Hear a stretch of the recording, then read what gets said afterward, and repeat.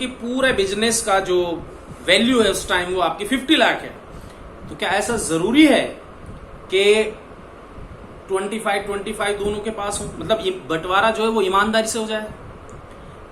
कई बार हो जाता है और कई बार नहीं होता। ये डिपेंड करेगा आपका कि उन दोनों पर्सन्स की नेचर कैसी है। एक मान लिया उनमें शरीफ है, एक बदमाश है, गुंडा टाइप है, एक ज्यादा ताकतवर, एक कमजोर है, तो बेईमानी होने के चांस रहेंगे। और अगर दोनों शरीफ ही है या दोनों उतने ही ताकतवर है तो चांस ये रहेंगे कि ईमानदारी से बंटवारा हो जाए, पर श्योरिटी दोनों में नहीं है। कैसे? जैसे कि हमने यहां ये आपका लिखा है ClCl, ये दोनों की इलेक्ट्रोनेगेटिविटी सेम है, दोनों सेम उतनी ही ताकत के आदमी हैं। ये अगर ये अलग होंगे तो अपना अपना लेके जाएंगे। हम ये ऐसा सोच रहे हैं, ऐसा हम समझ रहे हैं कि ऐसा होना चाहिए। और HBr में तो दिख रहा है Br ज्यादा ताकतवर है भाई, ये अगर धोखा देने पे किसको दे सकता है और ये देगा। यूजुअली ऐसा ही होता है, जो ताकतवर है वो खींच लेगा। लेकिन अगर इस कमजोर H जो है वो आपका थोड़ा सा वीक है, यानी कि इसकी इलेक्ट्रोनेगेटिविटी कम है, इसके इलेक्ट्रॉन को अपनी तरफ खींचने की जो पावर है वो कम है, इसका जानने वाला कोई इससे भी ज्यादा ताकतवर हो, ये गुंडागर्दी कर रहा है और मिस्टर डॉन इनके जानने वाले हैं, इन्होंने फोन लगाया कि भाई मिस्टर Br मेरे को परेशान कर रहा है, तो ये कहेगा इसको, अरे भाई क्यों परेशान कर रहे हो Br को? H को बोलता है ठीक है तुम टेंशन मत लो, हम आ रहे हैं। तो Br क्या सोचेगा, क्यों झंझट में पड़े, ठीक है ये मेरे से ज्यादा ताकतवर है, कहीं आगे ज्यादा ना नुकसान हो जाए। तो ये आराम से, ऐसा भी हो सकता है कि एक इलेक्ट्रॉन अब जो इसने दिया था वो इसको दे दे, खुद अपना Br ले ले। तो ये OH जो फ्री रेडिकल है वो वैसा ही आपका डॉन है जो इसको मजबूर करेगा Br को कि भाई उसका इलेक्ट्रॉन उसको दे दो, होमोलिटिकली हो जाएगी बॉन्ड ब्रेकिंग। और कई बार ऐसा भी होता है कि ये दोनों ClCl इन दोनों की पावर अट्रैक्ट करने की शेयर्ड इलेक्ट्रॉन पेयर को अपनी तरफ, यानी कि इलेक्ट्रोनेगेटिविटी ये सेम है, लेकिन इसके आसपास, किसी एक के आसपास कुछ ऐसे टाइप के लोग होते हैं जो उसको ये समझाते हैं, अरे यार तुम कर लो, कुछ नहीं होगा, तुमसे आप बेईमानी कर लो। ये लालच में आ गया और इसने हाइड्रोलिटिकली ब्रेक कर दिया। ये H2O इसी तरह का आपका जो है रोल प्ले करता है ना। तो कहने का मतलब ये हुआ कि जो नॉन पोलर बॉन्ड है उसका हमें ऐसा हम समझते हैं, ऐसा हम एक्सपेक्ट करते हैं कि ये होमोलिटिकली ब्रेक होना चाहिए, पर जरूरी नहीं है, वो हेटेरोलिटिकली भी ब्रेक हो सकता है डिपेंडिंग अपॉन कंडीशंस। और जिसका हम ये एक्सपेक्ट कर रहे थे कि HBr हेटेरोलिटिकली ही ब्रेक होना चाहिए, वो होमोलिटिकली भी हो सकता है। तो ये डिपेंड करेगा कंडीशंस क्या होगी। ये overall homolytic and heterolytic bond breaking है। अब अगर मैं आपसे पूछूं क्या ईमानदार रहना ज्यादा आसान है कि बेईमानी करना ज्यादा आसान है? बेईमानी करना ज्यादा आसान होता है, ईमानदारी से बंटवारा करना मुश्किल है, ईमानदार रहना मुश्किल है, एफर्ट लगानी पड़ती है। तो उसी तरीके से होमोलिटिक बॉन्ड ब्रेकिंग का मतलब है ईमानदारी से बंटवारा, और हेटेरोलिटिक बॉन्ड ब्रेकिंग का मतलब नहीं बेईमानी से, एक का पूरा एसेट ले जाता है, बस ये है। तो चूंकि होमोलिटिक बॉन्ड ब्रेकिंग थोड़ा डिफिकल्ट है, इसलिए ये इसको ज्यादा एनर्जी की जरूरत होती है, और यूजुअली जब हेटेरोलिटिक बॉन्ड ब्रेकिंग होती है तो बॉन्ड को ब्रेक करने के लिए थोड़ी कम एनर्जी की जरूरत पड़ती है ना। तो हमें कब आपकी किन कंडीशंस में होमोलिटिक बॉन्ड ब्रेकिंग होगी, किन कंडीशंस में हेटेरोलिटिक बॉन्ड ब्रेकिंग होगी, ये थोड़ा सा हम देख लें। लिखिए कंडीशंस क्या क्या हो सकती है होमोलिटिक के।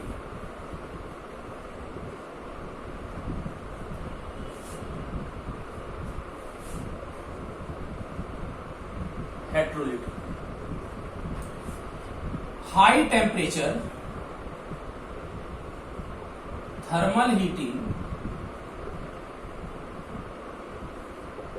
presence of sunlight, presence of free radical,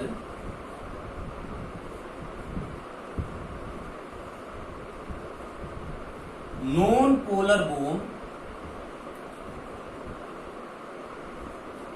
and non polar solvent favor homolytic bond breaking। और अगर आपका बॉन्ड पोलर है और पोलर सोल्वेंट है, फेवर हेटेरोलिटिक ब्रेकिंग। ये हेटेरोलिटिक बॉन्ड ब्रेकिंग जो है फेवर करेगी। और इन प्रेजेंस ऑफ फ्री रेडिकल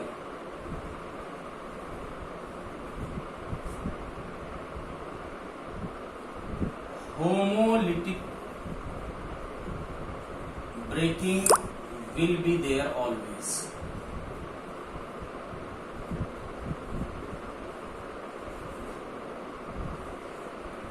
अगर फ्री रेडिकल रिएक्शन में प्रेजेंट है तो जो ब्रेकिंग होगी, जो बॉन्ड की ब्रेकिंग होगी वो होमोलिटिक ही होगी 100%। क्यों? क्योंकि देखिए होमोलिटिक बॉन्ड ब्रेकिंग, मान लीजिए आपने ये H लिया है, ये Br लिया है और आपने फ्री रेडिकल ऐड कर दिया। HBr तो स्टेबल मॉलिक्यूल है, इन दोनों ने तो पहले से आपकी शेयरिंग की हुई है, इनको दिक्कत क्या है, स्टेबल है। अगर आप OH फ्री रेडिकल इसमें नहीं डालोगे तो ये बॉन्ड ब्रेक होगा ही नहीं। अब अगर OH फिर रेडिकल डाल दिया तो OH के पास एक ऑड इलेक्ट्रॉन है और ये चाहता है इसको एक ऐसा पार्टनर मिल जाए जिसके पास एक ऑड इलेक्ट्रॉन हो ताकि ये शेयरिंग कर ले उसके साथ। तो ये बार बार इनसे कोलाइड करेगा, कभी इस Br एटम से कभी H एटम से, क्योंकि बोले अभी मेरे साथ शेयरिंग कर लो।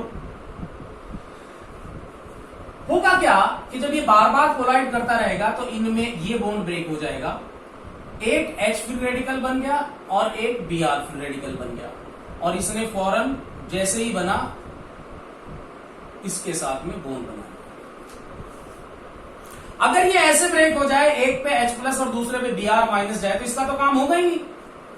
भाई ऑक्सीजन के पास एक इलेक्ट्रॉन है, Br के साथ बॉन्ड बनाएगा पेयर ऑफ इलेक्ट्रॉन, 3 इलेक्ट्रॉन एक ऑर्बिटल में आ नहीं सकते और ये वैकेंट है ऑर्बिटल, इसके पास इलेक्ट्रॉन नहीं है, इसके काम का है ही नहीं बिल्कुल भी। तो दोनों ही काम के नहीं है, Br माइनस भी H प्लस भी, क्योंकि OH की रिक्वायरमेंट है कि उसको एक ऐसा पार्टनर चाहिए जिसके पास एक इलेक्ट्रॉन हो, अदरवाइज HBr तो स्टेबल मॉलिक्यूल था, इसी की वजह से तो बॉन्ड ब्रेकिंग हो रही है।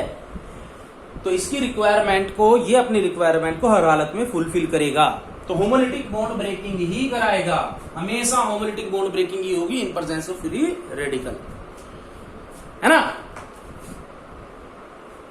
और अगर मान लीजिए आपका ये है heterolytic in presence of nucleophile और electrophile, always heterolytic bond breaking. क्यों? मान लीजिए आपने यही लिया था CH2 डबल बॉन्ड CH2 और आपने H प्लस एक इलेक्ट्रोफाइल इसमें डाल दिया। अभी पढ़ेंगे आगे इलेक्ट्रोफाइल न्यूक्लियोफाइल क्या है। H प्लस की क्या रिक्वायरमेंट है, इसके पास इलेक्ट्रॉन पेयर तो है नहीं और ये शेयरिंग करना चाहता है, ये बॉन्ड बनाना चाहता है, तो ये क्या कोशिश करेगा, भाई जब तक ये नहीं था तब तक तो स्टेबल था, जैसे ही आप इसमें H प्लस डालोगे तो ये इस बॉन्ड को, जो वीकर बॉन्ड है इसमें से, ऐसे ब्रेक कर देगा कि एक कार्बन पे जो है वो आपका नेगेटिव चार्ज आ जाए, दूसरे पे पॉजिटिव चार्ज आ जाए, इस तरीके से ब्रेक कर देगा इसको।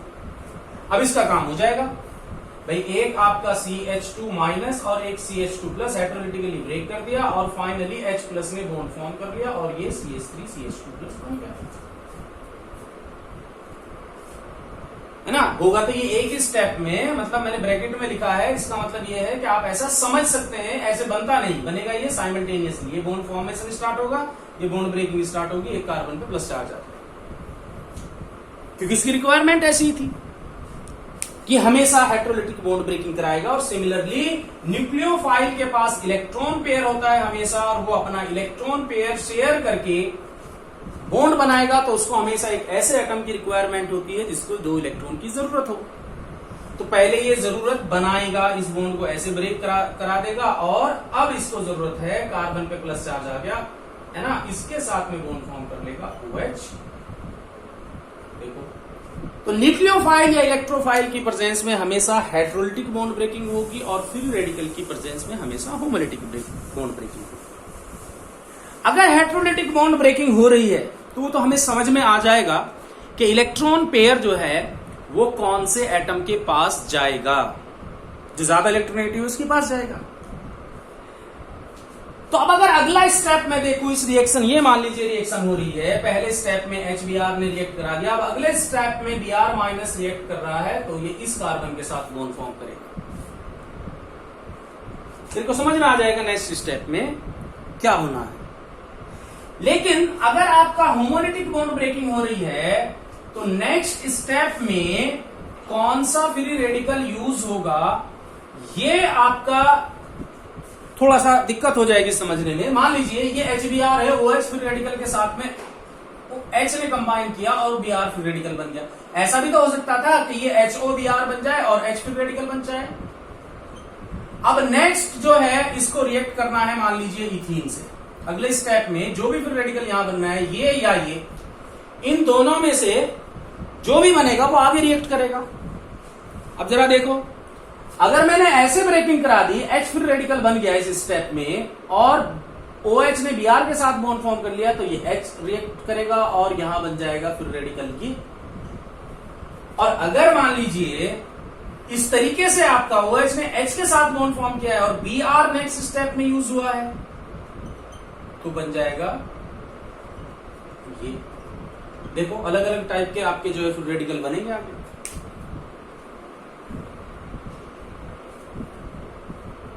अगर अगले स्टेप में आपका Br यूज हुआ तो ये और H यूज हुआ तो ये, तो फिर आगे प्रोडक्ट आगे की सीक्वेंस में सारी गड़बड़ा जाएगी, आपकी अलग अलग हो जाएगी।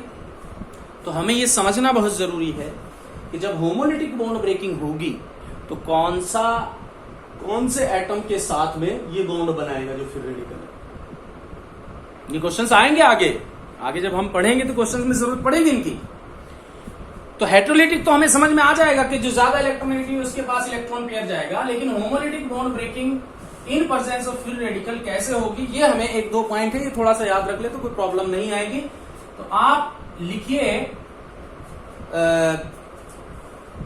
Homolytic bond breaking in presence of free radical. Homolytic bond breaking in presence of free radical.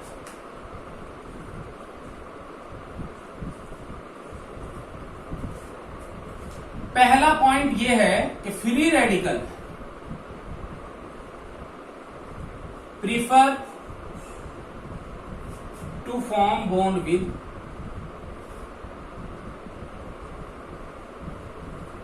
Smaller atom.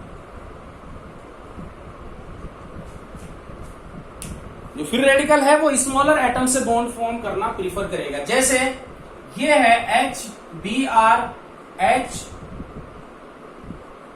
बनेगा और Br फ्री रेडिकल,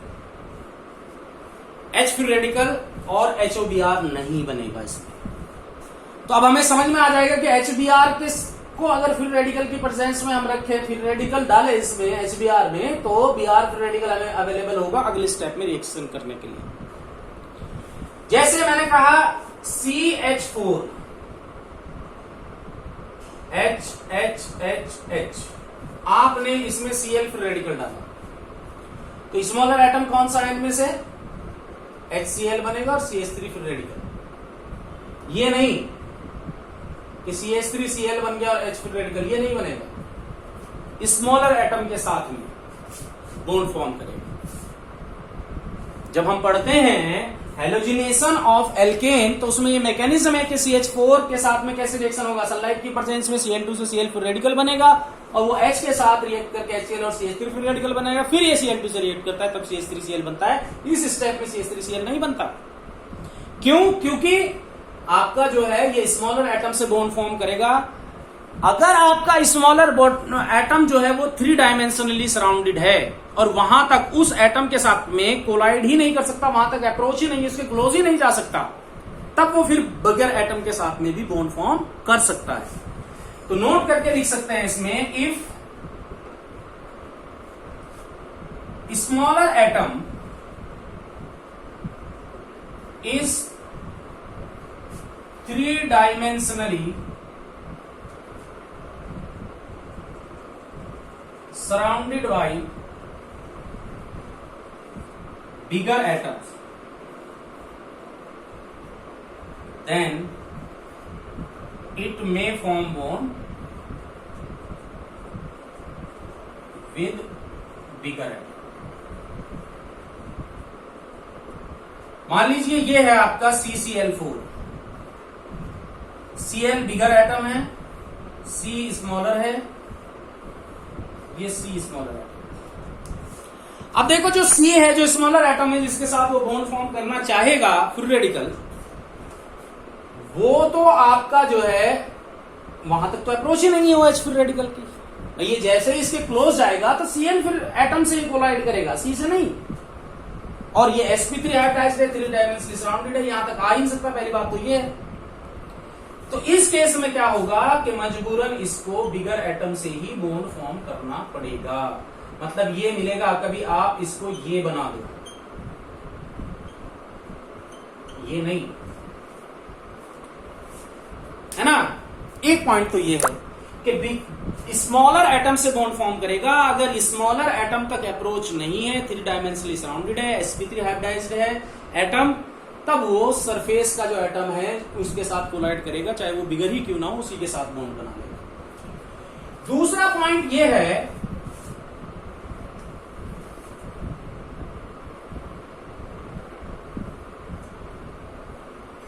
कि फ्री रेडिकल prefers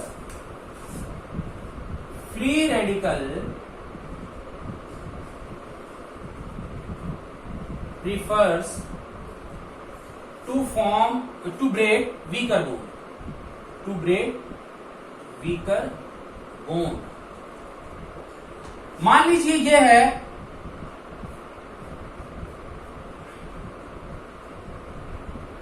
और आपने Br फ्री रेडिकल डाल दिया इसमें।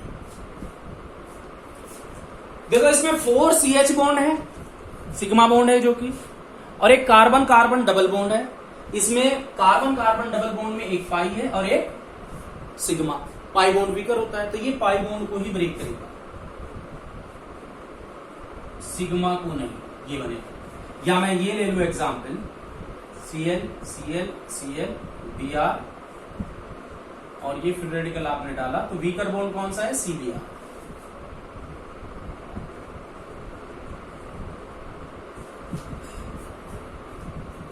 है ना। ये 2 पॉइंट अगर आप याद रख ले तो मेरे ख्याल से कोई दिक्कत नहीं आएगी। अगर इस तरह की कोई पॉसिबिलिटी कहीं आती है, आपको कहीं ये कंफ्यूजन हो कि भाई कौन सा फ्री रेडिकल आगे अगले स्टेप में यूज होगा, तो ये समझ आ जाएगा अगर ये 2 पॉइंट आप याद रखोगे। ये तो हो गया बॉन्ड ब्रेकिंग, जो हमने कंडीशंस बताई हैं। ये सारे एग्जाम्पल्स जो मैंने लिखवाए हैं ये हम आगे पढ़ेंगे भी और उनको एक्सप्लेन भी करेंगे कि ऐसे ही क्यों बॉन्ड ब्रेकिंग हो रही है। क्योंकि जब हम ऑर्गेनिक रिएक्शंस पढ़ेंगे तो उनको स्टेप वाइज डिस्कस करेंगे, उनको डिटेल में डिस्कस करेंगे, कैसे कैसे स्टेप्स हो रहे हैं, तो ये सारी चीजें काम आएगी। इतना अगर आप याद रख सके तो काम बच जाएगा। क्या कंडीशंस है, high temperature, thermal heating, in presence of sunlight, in presence of free radical, non polar bond, non polar solvent favours homolytic, and in presence of free radical always homolytic. Polar bond और polar solvent favours heterolytic bond breaking, and in presence of electrophile or nucleophile, heterolytic bond breaking will be there always। और in presence of sunlight ये 2 point याद रखने हैं कि free radical prefers to form bond with the smaller atom and it prefer to break weaker bond of the molecule। अब हम बात करते हैं रिएजेंट्स। ऑर्गेनिक केमिस्ट्री में जो रिएजेंट्स यूज होते हैं वो नेमली आपका इलेक्ट्रोफाइल, न्यूक्लियोफाइल और फ्री रेडिकल, ये 3 रिएजेंट्स ही यूज होंगे किसी भी रिएक्शन में। इस रिएक्शन को स्टार्ट यही करेंगे। हम पहले पढ़ते हैं रिएजेंट्स में इलेक्ट्रोफाइल। इलेक्ट्रोफाइल क्या होता है? देखिए, जो इस वर्ड का लिटरल मीनिंग है वो है इलेक्ट्रॉन लविंग। अगर आप डिक्शनरी में देखोगे मीनिंग तो इसका मीनिंग आएगा इलेक्ट्रॉन लविंग, लिटरल मीनिंग है ये। यानी कि electrophiles are electron loving species, but reverse is not true. All electron loving species are not electrophiles.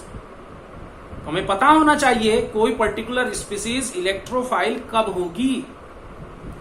Electrophiles electron loving जरूर होंगे, पर सभी इलेक्ट्रॉन लविंग स्पीसीज इलेक्ट्रोफाइल नहीं होती। जैसे मैं आपको एग्जांपल लिखूं K+, NH4+, CH3+, ये तीनों में आपका पॉजिटिव चार्ज है।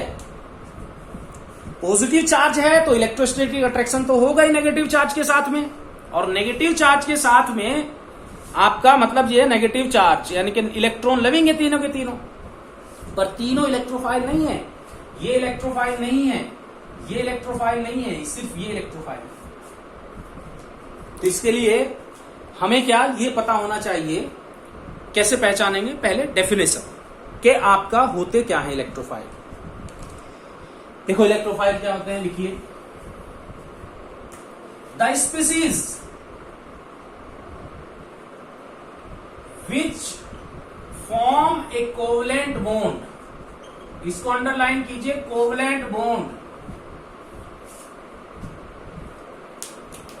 With another species, with another species, और अनदर स्पीसीज क्या होगी, nucleophile. By using the electron pair of another species, not of its on. दूसरी स्पीसीज का यानी कि न्यूक्लियोफाइल का इलेक्ट्रॉन पेयर यूज करके जो कोवलेंट बॉन्ड बनाता है is called electrophile, is called electrophile क्या है, ऐसे स्पीसीज जो कोवलेंट बॉन्ड तो फॉर्म करे पर अपना इलेक्ट्रॉन पेयर यूज ना करे, इसको हम क्या कहते हैं, इलेक्ट्रोफाइल। जैसे मैंने कहा कि ये आपका यही था CH2 double bond CH2, H+ ने बॉन्ड फॉर्म किया, अपना इलेक्ट्रॉन पेयर यूज नहीं किया इसने कार्बन का इलेक्ट्रॉन पेयर यूज किया। कार्बन का बॉन्ड C- और C+ में ब्रेक हुआ और इस इलेक्ट्रॉन पेयर को फिर इसने यूज करके ये बना दिया। या मैं कहूं कि CH3+ और OH- इसको इलेक्ट्रॉन देगा, कार्बन बॉन्ड बनाएगा OH के साथ में, पर अपना इलेक्ट्रॉन पेयर इसने यूज नहीं किया है। किसका इलेक्ट्रॉन पेयर यूज किया है, OH- का। तो ये इलेक्ट्रोफाइल है, ये इलेक्ट्रोफाइल, ये इलेक्ट्रोफाइल।